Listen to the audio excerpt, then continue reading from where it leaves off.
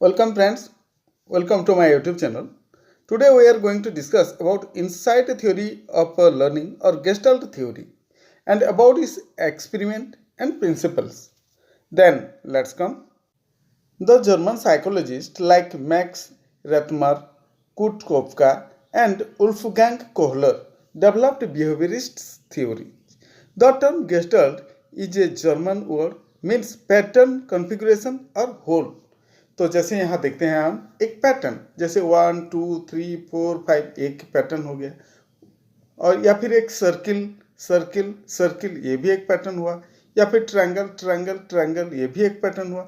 इस टाइप का बहुत सारे पैटर्न्स रहता है। तो ये ऐसे पैटर्न्स का और इन सभी का कॉन्फ़िगरेशन सभी को जोड़ना और एक साथ मिला के एक चीज़ बनाना या फिर समझना या फिर कुछ लर्निंग करना, इसको हम कॉन्फ़िगरेशन बोलेंगे, पैटर्न बोलेंगे और होल सभी चीज़ को लेना होल, वहीं से एक जो आइडिया आता है नॉलेज होता है उसी को हम यहाँ लर्निंग बोलेंगे गेस्टल्ट साइकोलॉजी में।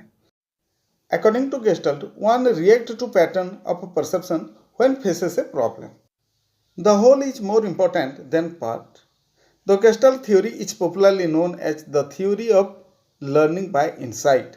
तो इंसाइट मतलब हम अपने दिमाग में एक साथ सभी चीज़ को लेना और वहाँ से नया लर्निंग निकालना या फिर लर्निंग करना, इसको यहाँ हम बोलेंगे इंसाइटफुल लर्निंग।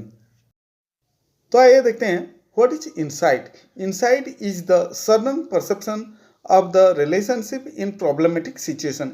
एक प्रॉब्लमेटिक सिचुएशन, एक नया सिचुएशन जिस चीज़ को हम अपने दिमाग में बिठाते हैं और लेते हैं या फिर ग्रस्प करते हैं, एक सडन आइडिया लाते हैं।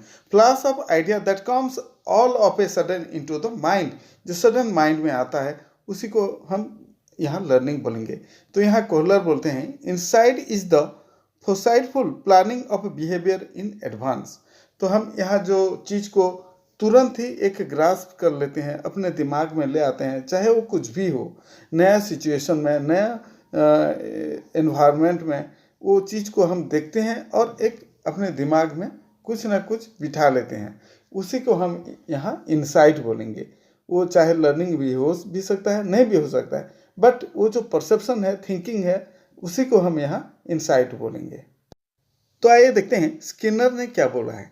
When a conspicuous change in the learner's method of attack upon a problem occurs in a single trial and leads directly to the solution of the problem, the learner is said to have manifested insight. फिर बेनर्ड ने बोला है insight is the sudden perception of the relationships in a total situation. फिर Kohler ने जो experiment किए हैं उसको आइए देखते हैं।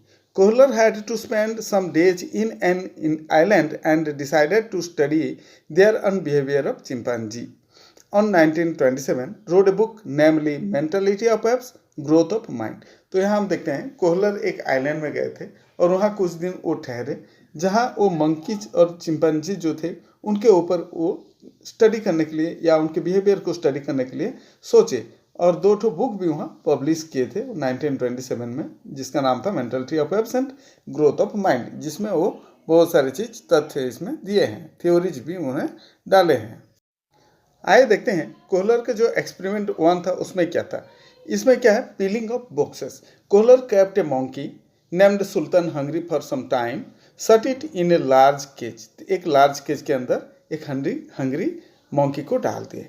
उसके सीलिंग में बनानाज भी रख दिए थे जो कि नॉर्मल रीच से बाहर था, मतलब पहुंच नहीं पाता वो बनाना के पास।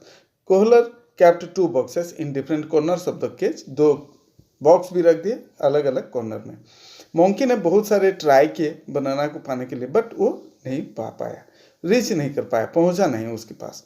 फिर उसके माइंड में एक सडन आइडिया आया, जो 2 बॉक्स था उस बॉक्स को लाया, पहले रखा एक बॉक्स को, फिर ट्राई किया पहुंचने के लिए, नहीं पहुंच पाए। उसके ऊपर फिर एक बार और एक बॉक्स को रखा और फिर वो पहुंच गया बनाना के पास और बनाना को लाके वो खाया। तो यहाँ से इसका लर्निंग हो गया कि जो बॉक्स अलग अलग जगह में अगर हम रख भी देंगे तो वो दोनों बॉक्स को एक के ऊपर एक रख के वो फिर बनाना को लाता था और खा पाता था। तो ये उसका एक लर्निंग हो गया। तो यहाँ वैसे एक्सपेरिमेंट नंबर 2 देखेंगे, long stick and short stick. तो Kohler kept 2 sticks in the cage, एक फिर वैसे ही किए, एक केज के अंदर एक हंग्री मंकी को रख दिए, उसके सीलिंग में बनाना रख दिए और 2 कॉर्नर में 2 स्टिक रख दिए। 1 stick can be fitted with another to make longer stick. तो स्टिक का जो एंड था उसमें एक के साथ एक जैसे और एक फिट हो सकता है, उस टाइप का होल भी बनाया गया था, तो उसको फिट किया जा सकता था। वैसे स्टिक 2 रख दिए। Hungry monkey was kept inside the cage. Bananas were also hanged on the ceiling, which was out of normal reach of the monkey. Monkey tried various methods to get banana but failed. Finally, get idea and fitted the sticks one into another and made it longer. Out of the longer stick, he tried and got the banana. तो वैसे बनाना को तो नहीं पाया, rich नहीं कर पाया बनाना के पास, इसलिए फिर वो 2 स्टिक को एक के साथ एक जोड़ने का कोशिश किया, जोड़ दिया और फिर वो बनाना को निकाला और बनाना खाया। तो यहाँ उसको ये लर्निंग हुआ कि जो स्टिक है वो स्टिक को जोड़ा भी जा सकता है और जोड़ के लंबा किया जा सकता है और बनाना को लाया जा सकता है अपने पास और वो खा सकता है। तो ये हुआ उसका learning.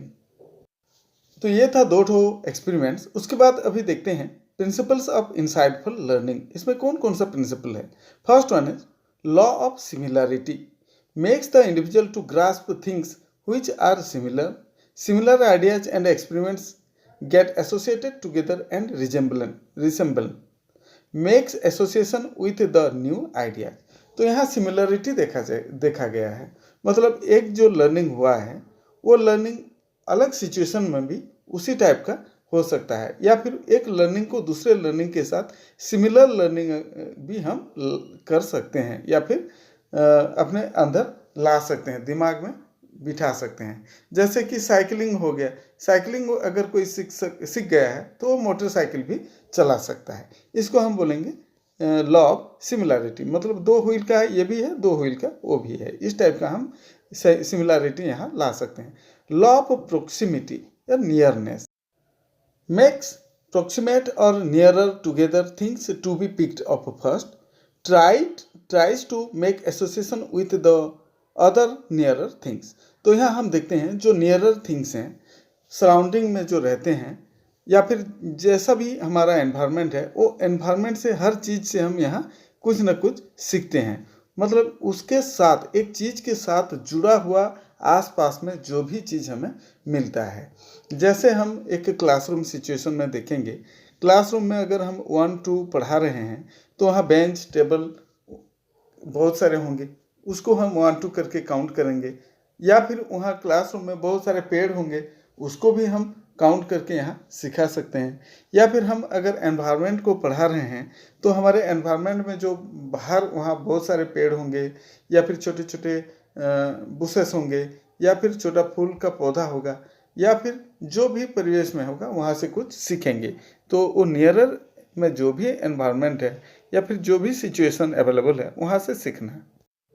Law of closure, closure मतलब क्लोज कर देना, means closed areas are more stable and satisfying than the unclosed ones. The problem is solved when he is able to bring the separate parts of the situation together into a closed perceptual figure, brings close to the separate parts of the situation and solves the problem.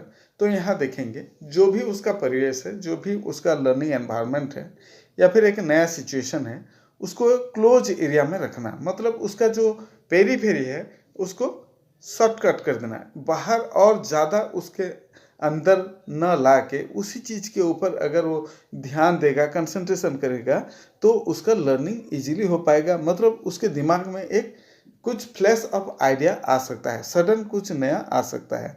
जैसे कि हम कुछ भी class में पढ़ा रहे हैं तो उसी क्लास के अंदर उसको कन्फाइंड करेंगे, वो जो भी चीज़ें हम उसको प्रोवाइड कर सकते हैं वो सब प्रोवाइड कर देंगे और क्लासरूम में बिठाएंगे, तो उसी चीज़ को देखते देखते वहाँ से कुछ नया आइडिया उसके दिमाग में आ सकता है।